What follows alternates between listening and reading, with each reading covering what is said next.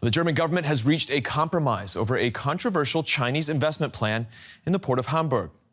China's state-owned firm Cosco will be able to buy 24.9% of the Toller Ort container terminal.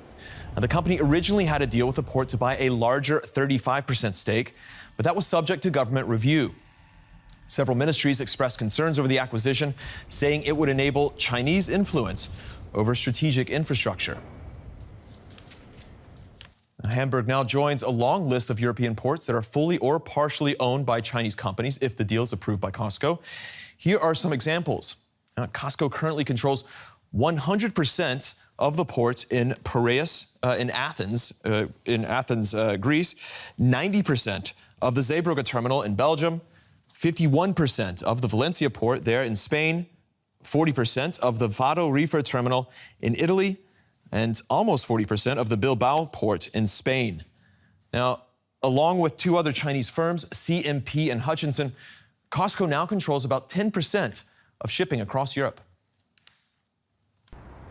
The port of Hamburg is Germany's largest and a gateway to the world. The Chinese shipping company Cosco has long been active in Hamburg, but now the state-run firm is eager to take a stake in the port. Critics warn China could gain access to critical infrastructure and Germany's dependence could grow. German Chancellor Olaf Scholz disagrees.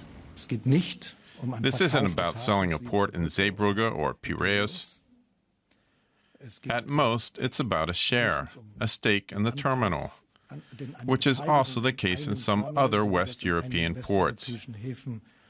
And it's about one of many very large ports. China wants to take a stake in the Toller Ort container terminal, where ships from China have been processed for decades. The port of Hamburg, which owns Toller Ort, has no objections to Cosco taking a stake. You can assume that this contract could serve as a benchmark for how to deal with the Chinese, to take a stake without infrastructure, without implementing any major shareholding opportunities. That's not the case here. But others are opposed. The European Commission has voiced its opposition.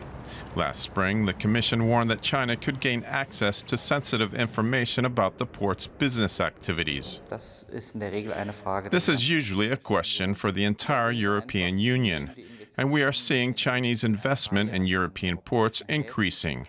And it's never good to become too dependent on a country, like we've seen with Russia. Ports are involved in 90% of international trade, so we are speaking about really critical infrastructure. A lot is at stake. China is by far the port of Hamburg's most important trading partner. Last year, it accounted for nearly a third of the port's container business. Jacob Gunter is an analyst with the Mercator Institute for China Studies in Berlin. Jacob, welcome to the show. 24.9% stake, that's what the government now says it will allow for Cosco. Is that a win for the company or is it a loss? Yeah, it's definitely still a win for the company. It clearly wanted to get a stronger position in this terminal for a variety of different reasons. And while the ideal would have been the 35% that it was aiming for, and it will no longer have the kind of sort of voting rights that it would have had with that 35% share, it's still a significant win. And it's not just a win in terms of them getting a 24.9% share.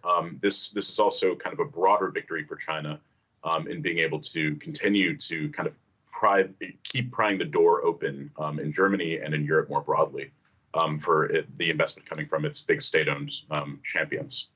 At the same time, we know that other shipping companies own stakes in terminals in Hamburg, for example, including Hapag-Lloyd out of Germany, Maersk out of Denmark, I believe. So what is the concern about Cosco? Can you spell that out? Yeah, the kind of starting off, we need to understand that Cosco is not like a Maersk or a Hapag-Lloyd. It is a completely different kind of entity as one of these big centrally owned Chinese state-owned enterprises.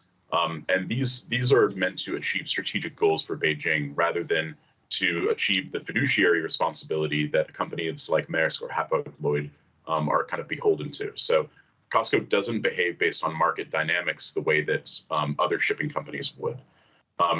So starting from that perspective that Cosco is an arm of Beijing and part of its toolkit to achieve its strategic goals, I look at the idea of increasing reliance on Cosco and increasing reliance on China's state-owned enterprises, both as shipping, but also both from a shipping perspective and a shareholder perspective, in critical infrastructure, quite concerning right after we've had another authoritarian government in Russia exploiting its position as kind of a critical provider. But furthermore, when we look at Cosco, we need to just not think of Cosco as one entity. It is owned by this entity called SASAC, which is sort of the holding company for the 97 state-owned enterprises in China. And these include some of the biggest companies in the world.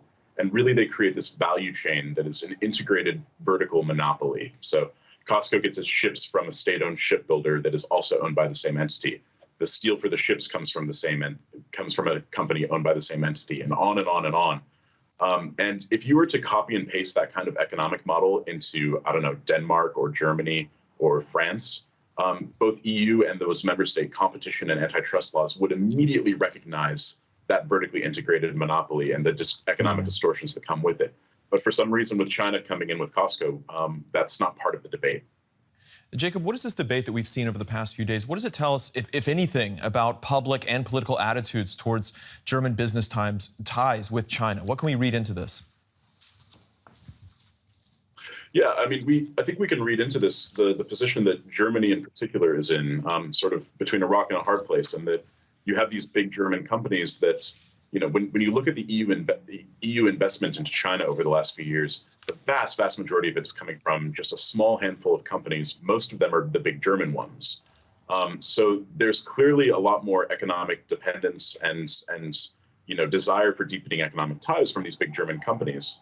But then on the flip side, you know, you have a lot of pushback in Germany because of the broader geopolitical situation, plus concerns about over-reliance. But also you have the EU, where, you know, a lot of the EU member states have a very different relationship with China and very different views on China than what Germany does.